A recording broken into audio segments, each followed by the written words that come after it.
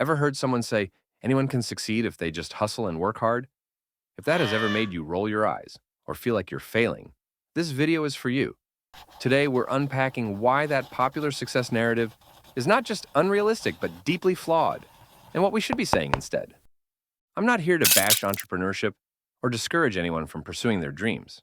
Hard work, ambition, and persistence absolutely matter, but they're not the whole story. The problem is when we pretend they're the only things that matter. That kind of oversimplified advice gets packaged as motivation, but often ends up erasing the real barriers people face. When we ignore systemic challenges, personal responsibilities, and unequal starting points, we're not inspiring people. We're gaslighting them. What success stories don't show you. Let's start with what we see versus what we don't see. When someone says they started with nothing, let's examine what nothing may have actually looked like. The visible part. Hard work and determination. Late nights and early mornings. Sacrifices and dedication. The hidden part. Family financial safety net. Access to quality education, professional networks, good health and healthcare. No dependents to support. Geographic advantages. Existing credit and financial literacy.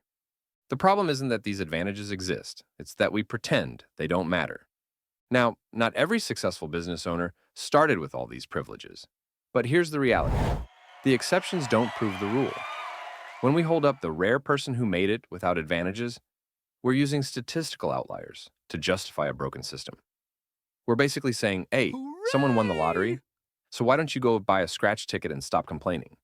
That's not inspiration. It's a fantasy dressed up as advice.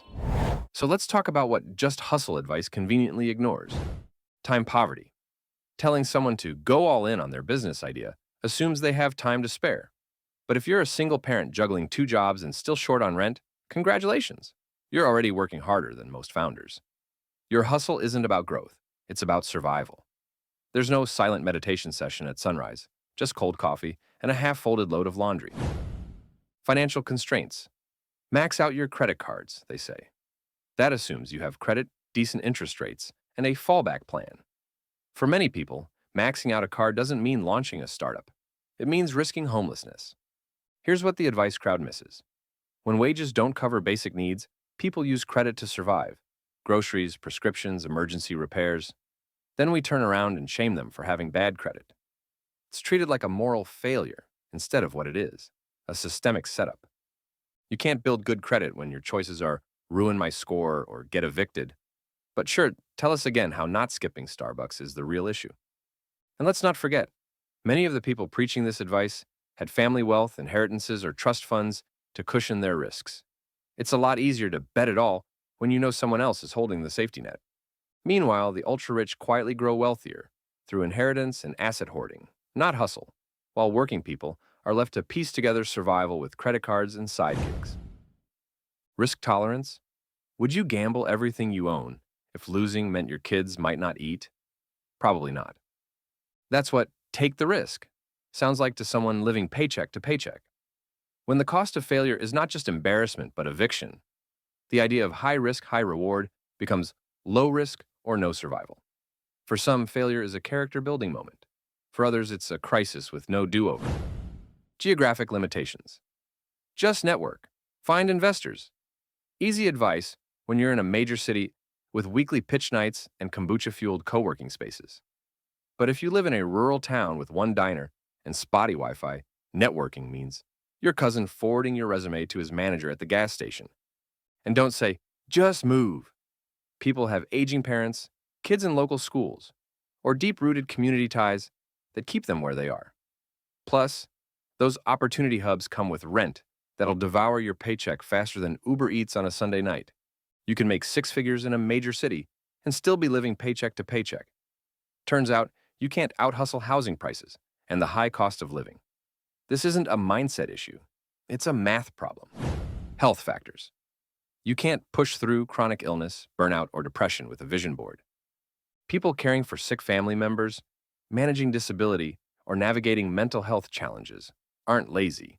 They're managing the kind of daily stress and invisible work that rarely gets recognition, unless someone repackages it into a self-help book or rebrands it as a breakthrough moment in a TED Talk. Same advice, different consequences. Let's break down what just quit your job really costs different people. Person A, more privileged, lives with family or has their rent covered. Health insurance through spouse or family. Emergency fund covering 6 to 12 months. Network of successful contacts. Cost of failure. Temporary setback. Valuable learning experience. Person B, more constrained. Sole income provider for family. Job-dependent health insurance. Living paycheck to paycheck. Limited access to industry connections. Cost of failure. Eviction, a family in crisis, years of debt, stress, and financial recovery. The same advice, completely different realities. So what should we be saying instead? Redefining what it means to make it. Acknowledge different starting points. Success advice only works if it's grounded in reality. Strategies that apply to someone with no debt, no dependence, and a financial cushion don't translate well to someone juggling survival and responsibilities. Let's stop pretending one size fits all when some people are starting the race with running shoes and others are barefoot on gravel. Promote incremental progress. You don't have to risk it all to make progress. Side hustles, skill development, and slow growth are not signs of a lack of commitment. They're signs of real life. Not everyone can quit their job and build the dream. Some people are building a dream between night shifts and daycare pickups. And let's be honest, not everyone wants or needs to start a business to live a meaningful, successful life. We need to stop branding entrepreneurship as the only path to wealth or the blueprint for the good life. If you're in a steady job, teacher, cashier, janitor, nurse, you're holding society together. The problem isn't that people lack ambition. The problem is we underpay the people doing the most necessary work and then wonder why no one's scaling a business on the side. We don't need everyone to become a founder. We need everyone to be able to afford groceries. Recognize systemic barriers. No amount of personal development can override a broken system. Hustle can't fix the fact that insulin is unaffordable, school districts are uneven, or housing costs are out of control. If effort alone guaranteed success, the hardest working people would be the wealthiest. Instead, they're often the most exhausted and the least supported. Recognizing those barriers is the first step. The next is using whatever voice you have, whether it's voting, having real conversations, sharing stories, or supporting grassroots movements, to push for change that actually matters.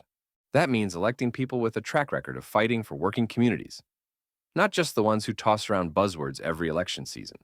It means supporting candidates who understand and sympathize with struggle, not the ones who just know how to talk about it when it's convenient. And let's be real.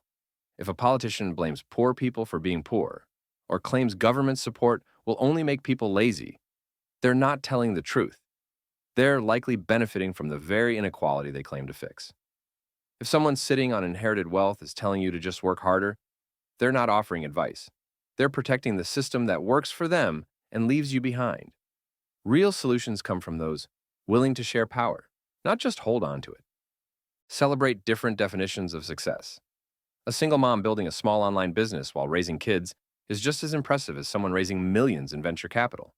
She might be running logistics, customer service, inventory, HR, and dinner all at once, with no seed funding and no nanny. Actually, let's go further. A single parent simply meeting daily responsibilities is already operating at pro level.